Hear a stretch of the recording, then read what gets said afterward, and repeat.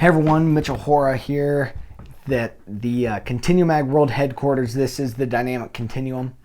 Want to continuously kind of reiterate on what that means and what the Dynamic Continuum is. And for so long, agriculture has been looked at as a linear thing, a linear equation, a linear regression, mathematical equation, and looking at it as basically just chemistry and numbers and math, and it's not.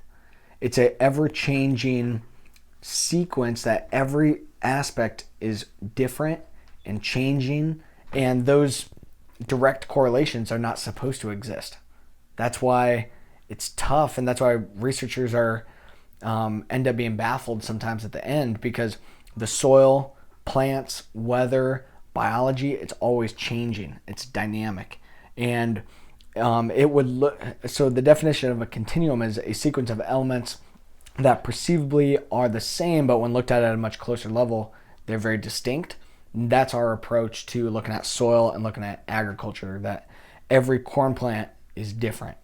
We're looking at soil all the way down to the molecular and the microscopic level, and keeping that into account when we're making recommendations, when we're looking at new products, when we're trying to do things better on an environmental standpoint, improving yield, improving on-farm economics, and trying to produce a healthier crop.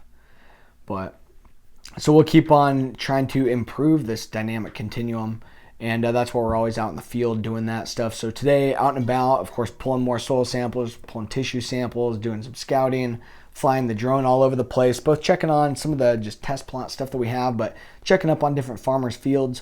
We're getting a little bit dry, actually. We've got some corn around V8 kind of stage. Soybeans are V2, some V3, V4. So things look pretty good, but we're dry.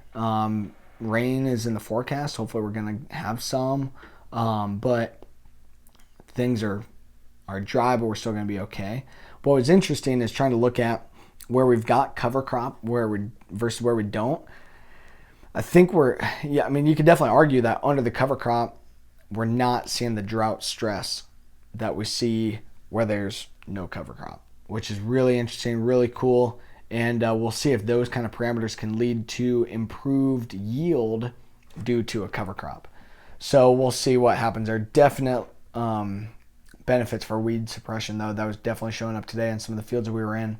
But checking up on some products. We got new things coming that we're playing around with, checking up on, and we'll keep you guys kind of posted on those things. Today's stuff, we're looking at some starter kind of products like RootRx from Redox Chemical.